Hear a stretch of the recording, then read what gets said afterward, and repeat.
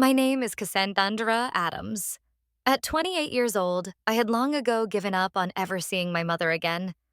I had spent 12 years building a new life from scratch, a life that included a beautiful home, financial security, and finally, a sense of peace. That peace was shattered when my doorbell rang. Standing on my porch was the woman who had kicked me out at 16 to make space for her new family. Now, she wanted something from me. She was there for money to pay for my step-siblings' college tuition. What happened next, right there on that porch, changed my life forever. If you're watching this video, let me know where you are viewing from in the comments. Be sure to hit that like button and subscribe so you can hear more stories of family betrayal and redemption, which might help you on your own journey. Growing up, it was just my mom and me in a small 2-bedroom apartment on the outskirts of Philadelphia.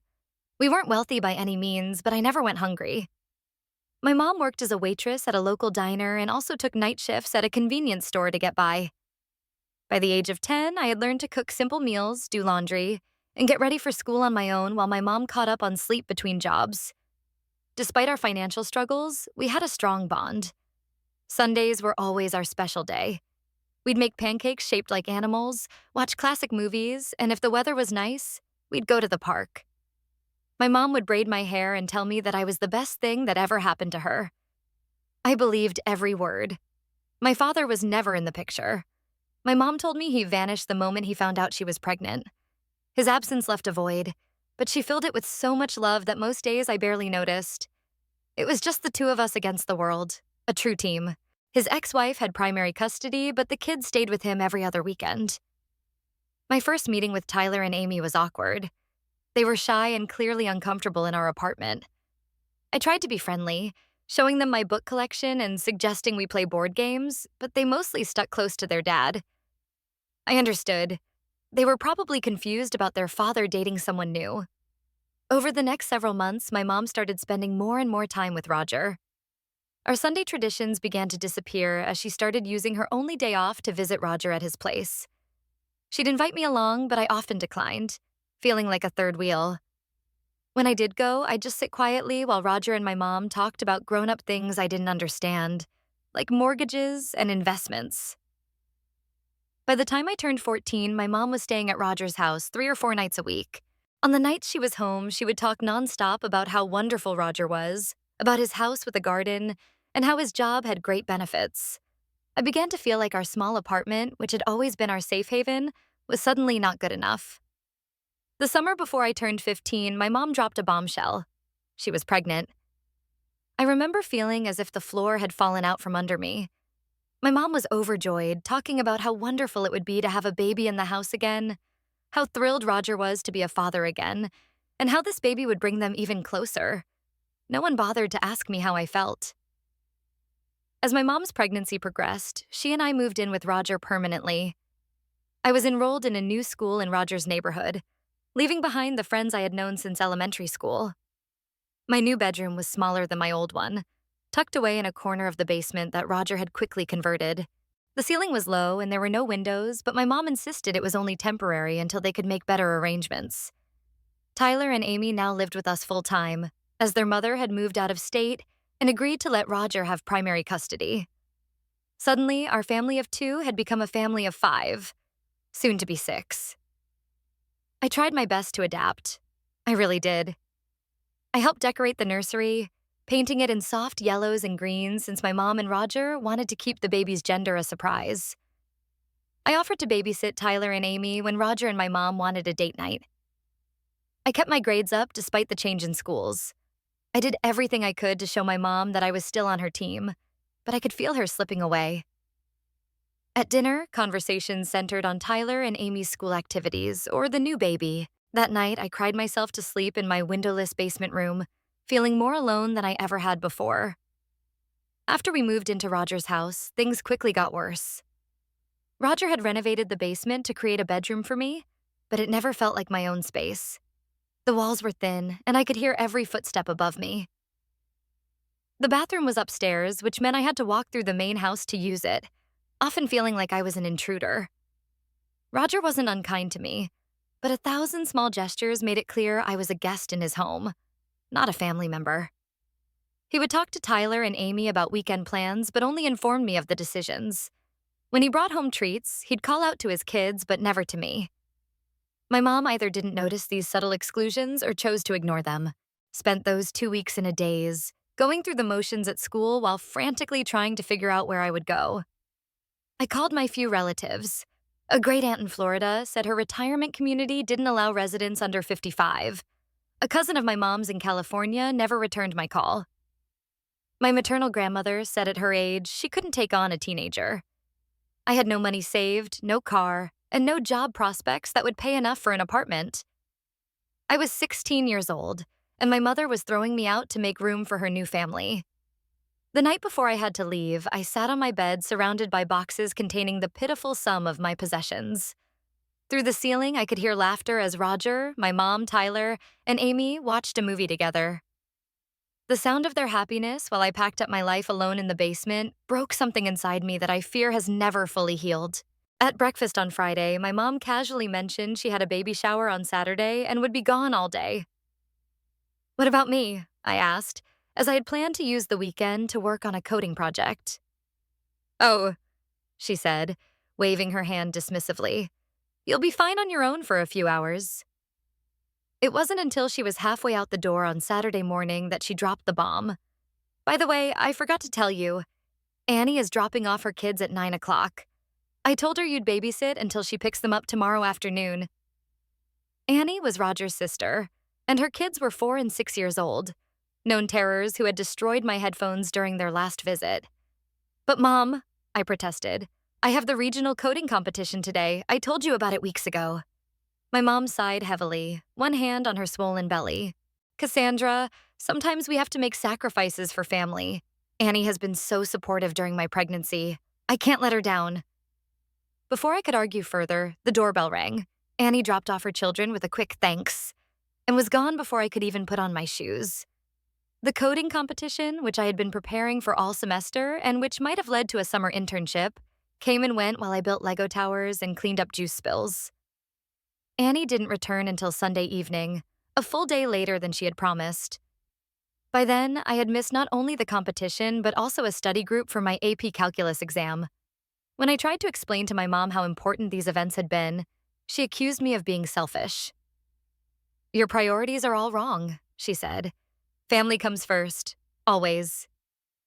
My grades started to slip as I was called upon more and more to babysit, clean the house, and cook meals.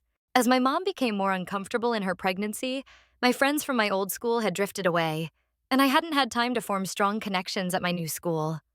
I felt more and more isolated, with only my computer and my coding projects for company. One evening, about a month before my 16th birthday, I overheard my mom and Roger talking in the kitchen. I had come upstairs for a glass of water, but stopped in the hallway when I heard my name. "We need to talk about Cassandra," Roger was saying. "When the baby comes, we're going to need the extra space." "I know," my mom said. "She takes up so much room with all her computer stuff." "It's not just that," Roger said. "She's almost 16. She's practically an adult. And to be honest, she's not really fitting in with our family dynamic." There was a long pause before my mom replied, so quietly I almost missed it. "I know. I'll talk to her after her birthday." I crept back downstairs, my heart pounding. Surely they didn't mean what I thought they meant. My mom would never ask me to leave. I was her daughter. We were a team. But as the days passed, my mom became increasingly distant. She stopped asking about my day or checking on my homework. It was as if she was already detaching herself from me, preparing for my absence. My 16th birthday fell on a Tuesday. I woke up hoping that maybe things would be better, that my mom would remember our old traditions and make me feel special again. Instead, I came upstairs to find the kitchen empty except for a small, store-bought cake and a card on the table. The card contained $50 and a brief note. "Happy birthday, Cassandra. Love, Mom and Roger." I went to school fighting back tears. When I returned home, my mom was waiting for me at the kitchen table. Her expression was resolute, her hands folded over her 8-month pregnant belly. "Sit down, Cassandra," she said. "We need to talk." I sat, already knowing what was coming, but still unable to believe it would actually happen. Roger and I have been discussing the future, my mom began. With the baby coming next month, we're going to need to make some changes. You're 16 now, nearly an adult. I sat in stunned silence as my mom explained that I needed to find somewhere else to live. She had already talked to the school counselor about emancipation options. She would continue to pay my cell phone bill until I found a job, and I could take whatever furnishings I needed from my basement room. But where am I supposed to go? I finally managed to ask, my voice barely a whisper. My mom at least had the decency to look uncomfortable. Maybe one of your friends' families, or your coding teacher seems to like you. Perhaps she knows of options. I couldn't believe what I was hearing. You want me to ask my teacher if I can live with her? My mom sighed impatiently. Cassandra, this isn't ideal for anyone, but you're smart and resourceful. You'll figure it out. And it's not like we're cutting you off completely. You can still come for Sunday dinners if you want. Sunday dinners? As if I were a distant relative and not her daughter. 2 weeks, my mom continued, her voice firmer now. We need the basement space for storage before the baby comes. So you have 2 weeks to make arrangements. With nowhere else to go, I finally broke down and called my best friend from my old school, Jada Thompson. We had drifted apart after I changed schools, but she had always been kind. Through tears, I explained my situation. There was a long silence on the other end of the line.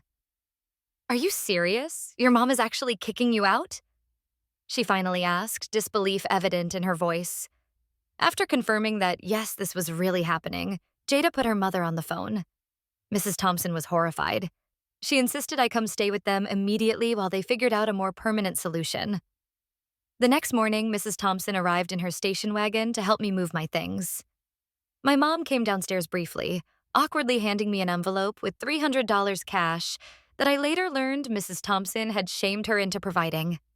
Call me when you're settled, my mom said, giving me a quick, stiff hug before retreating upstairs. It was the last time I would see her for 12 years. Living with the Thompsons was supposed to be temporary, but days turned into weeks and weeks into months. Mrs. Thompson, a social worker, helped me navigate the complex legal system to become officially emancipated since my mother had essentially abandoned me. The process was emotionally draining, requiring me to formally declare that my parent was either unable or unwilling to care for me. My mom sent occasional text messages in those early months. Happy Thanksgiving. Merry Christmas. The baby is here. A boy named James. Each message felt like salt in an open wound. She never asked how I was doing or if I needed anything. She never suggested I come see my new half-brother. The Thompsons generously allowed me to stay through the rest of high school, but I was acutely aware of being a charity case. I got a job at a local grocery store, working every hour I could outside of school to contribute to household expenses and save what little I could. I babysat the neighbors' kids and tutored younger students in math to earn extra money. Despite working nearly full-time, I maintained a 3.8 GPA, knowing that academic scholarships were my only hope for college. I stopped trying to contact my mom after 6 months of one-sided conversations. It was clear she had moved on with her life, and I needed to do the same. High school graduation was bittersweet. Sitting among my classmates in my cap and gown, I scanned the audience repeatedly, some foolish part of me still hoping to see my mother's face. The Thompsons cheered loudly when my name was called, and Mrs. Thompson took dozens of photos, but the absence of any biological family left a hollow feeling in my chest that no amount of celebration could fill. My hard work paid off with a partial scholarship to Pennsylvania State University. It covered tuition, but not room and board. I had saved enough for the first semester's housing deposit, but I would need to work throughout college to cover my living expenses. College was a constant juggling act of classes, homework, and multiple jobs. While my classmates enjoyed football games and fraternity parties, I worked in the university library, delivered food for a local restaurant, and did freelance website work for small businesses. During holidays when the dorms closed, I couldn't afford to go anywhere, so I found house-sitting gigs or crashed on the couches of kind acquaintances. Christmas of my freshman year was particularly difficult. The Thompsons had moved to Arizona for Mrs. Thompson's new job, and Jada was studying abroad. I ended up spending the holiday alone in a professor's empty house, watching their cat while they visited family. I sent my mom a text, more out of habit than hope. Merry Christmas. Hope everyone is well. She responded 3 days later. Same to you. 2 words. That was all the acknowledgement I received.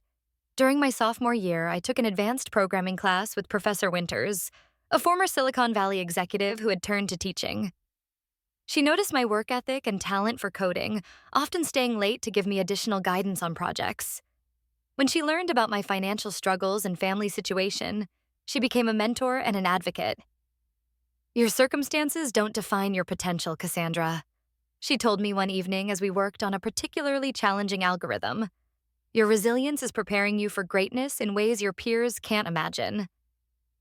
Through Professor Winters, I secured a summer internship at a tech startup in Pittsburgh. The experience was transformative. For the first time, I was valued for my mind, my ideas, my contributions. The company culture was collaborative and innovative, nothing like the hierarchical retail jobs I'd held before. I thrived in this environment, earning a return offer for the following summer with actual pay instead of just course credit. By my junior year, I had moved off campus with 3 roommates to save on housing costs. We shared a rundown 4-bedroom house with unreliable heating and a perpetually leaking kitchen sink, but it was the first place since my mother's home that felt somewhat permanent. I decorated my tiny bedroom with string lights and secondhand furniture, creating a space that was entirely my own. That year, I made one last attempt to reconnect with my mom. The conversation continued with the unscripted appearance of my half-brother, James. His simple query, "So you're the sister Mom used to have?" served as a stark reminder of my place in their family narrative. It was a punch to the gut, but also a catalyst for a new perspective. His innocent curiosity about my company and his own interest in coding broke through the tension, revealing a genuine connection unmarred by past betrayals. It was in that moment that I saw these children not as a reflection of my mother's actions, but as individuals who deserved a relationship with me. After James left, I reiterated my offer to my mother. The educational trust was a conditional act of support, but I now added something more personal, a desire to know my siblings. I wanted a relationship with all of them, not as a financial provider, but as a sister. This request seemed to truly catch my mother off guard. She finally looked at me, seeing me not just as a potential financial solution, but as the daughter she had lost. "I never thought you'd want that," she said quietly. "After everything." "Neither did I admitted, realizing that true healing might not look like a complete severance from the past, but a reimagining of its future. After our tense meeting, my mother agreed to the terms of the trust. A week later, I received a carefully worded text from her stating, "We have reviewed the documents and will comply with the conditions. Thank you for this." I knew her motives were rooted in financial necessity, but the outcome was what mattered. I set up the educational trusts, and over the following year, I began the slow, cautious process of getting to know my half-siblings. Our initial meetings were awkward, chaperoned by a mother who was uncomfortable with her new role as a facilitator of reconciliation. But as the months passed, the younger children warmed up to me, their genuine curiosity overriding any familial awkwardness. Tyler and Amy, now young adults, were more reserved. Their feelings about me were complicated, having only known me as the difficult older sister who had disappeared. But as the months passed, the younger children warmed up to me, their genuine curiosity overriding any familial awkwardness. The required family therapy sessions were a key part of this process. They were often painful, filled with unearthed resentments and long-held secrets, but they also provided a neutral space for us to finally speak our truths. In one session, my mother admitted that her decision to cast me aside was not an act of tough love, but one of fear and insecurity. "I was afraid of losing Roger," she confessed, "and I didn't have the strength to stand up for you." That admission, while not an apology, was a significant step towards some form of closure. It was the first time she had acknowledged her actions were born of her own failings, not mine. Our relationship today is not what one might call normal. It's a work in progress, a complex tapestry woven with threads of shared history, ongoing therapy, and careful boundaries. I don't see my mother on Sundays for dinner, but I do host my younger siblings for weekend outings. I've taken James to technology conventions, helped Amy with her student teaching portfolio, and provided a safe space for Lily to talk about the pressures of being the oldest of a second set of children. I have no doubt that my mother would have never re-entered my life had she not needed money. That knowledge still hurts, but I've come to a place where I can hold both truths at once. Her initial betrayal was unforgivable, but the path to healing was a gift she unintentionally provided. My journey is not a fairy tale ending where everyone lives happily ever after. It is a story of chosen family, hard-won forgiveness, and redefining what it means to be whole. I built a life of abundance not to show my mother what she lost, but to prove to myself what I was always capable of. My beautiful home, financial success, and loving partner are not just markers of a life well lived, they are monuments to my resilience. And now my story includes a new chapter, one that is still being written, and one that for the first time is filled not with absence but with possibility.